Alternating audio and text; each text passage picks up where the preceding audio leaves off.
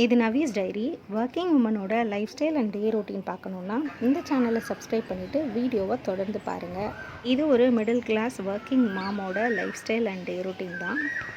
இன்றைக்கு 20th October Sunday afternoon நான் என்ன சமைச்சேன் அப்படின்றது தான் உங்களோட இந்த வீடியோவில் ஷேர் பண்ணியிருக்கேன். எனக்கு கோல்டாக இருக்கிறதுனால வாய்ஸ் கொஞ்சம் ஒரு மாதிரி இருக்குது, கொஞ்சம் அட்ஜஸ்ட் பண்ணிக்கோங்க. நான் மார்னிங் பிரேக்ஃபாஸ்ட் முடித்த உடனே பாத்திரத்தெல்லாம் கழுவி வச்சுட்டேன்.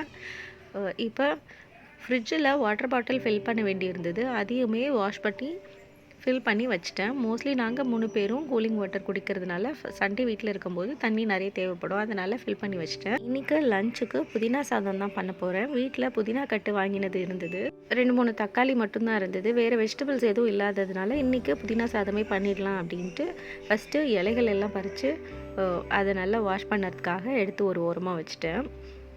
இதுக்கு காய்கறிகள் ரொம்ப கட் பண்ண தேவையில்லை, அதனால் டைரெக்டாக அடுப்பை ஆன் பண்ணிவிட்டு அதுக்கப்புறமாவே வெங்காயத்தை கட் பண்ணிடலாம் அப்படின்ட்டு அடுப்பை ஆன் பண்ணுறதுக்கான எல்லா வேலைகளும் பார்த்துட்ருக்கேன். சேனலை தொடர்ந்து வாட்ச் பண்ணுறவங்களுக்கு நல்லா தெரியும், குக்கர் கைப்பிடி இல்லாமல் பிடிக்கவே கஷ்டப்பட்டுட்டு இருந்தேன்.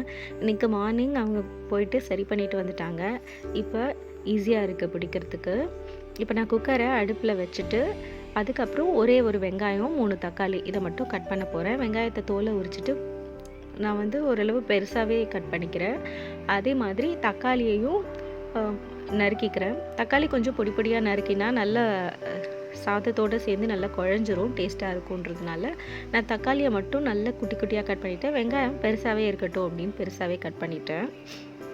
இந்த மாதிரி மசாலா போட்டு செய்கிற சாப்பாடெல்லாம் நவிக்கு ரொம்ப பிடிக்கும், எனக்கு அந்த அளவு பிடிக்காது.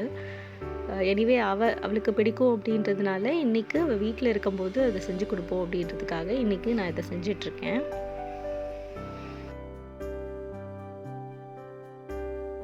இது முடித்ததுக்கப்புறம் புதினா இலைகளையும் நல்ல தண்ணியில் போட்டு கழுவி எடுத்துக்க போகிறேன். இப்போ எல்லாமே ரெடியாக இருக்குது. அடுப்பை ஆல்ரெடி ஆன் பண்ணி வச்சுருந்ததுனால இது எல்லாமே டைரெக்டாக போட்டு சமைக்க ஆரம்பிச்சிடலாம். இப்போ நான் ஃபஸ்ட்டு தாளிக்கிறதுக்கு தேவையான பொருட்கள் எல்லாமே ஒரு தட்டில் ரெடியாக எடுத்து வச்சுருக்கேன். பட்டை, கிராம்பு, ஏலக்காய், லவங்கம், பிரிஞ்சி இலை, சோம்பு எல்லாமே ஒரு தட்டில் ரெடியாக எடுத்து வச்சுருக்கேன்.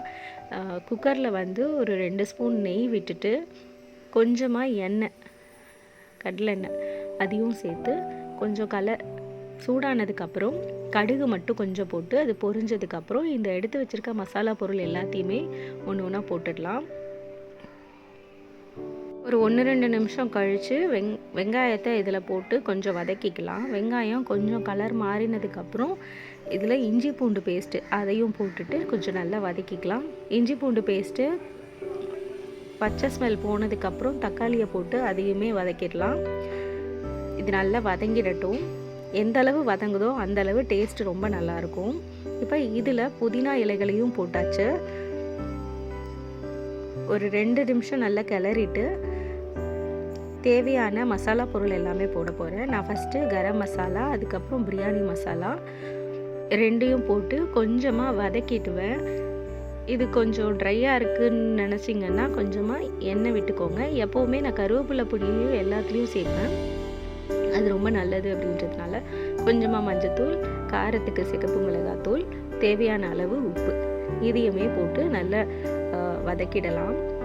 இது ரொம்ப நல்லா வதங்கிடுச்சு. இப்போ இதில் 1 ஸ்பூன் தயிரையும் விட்டு வதக்கிடுவோம்.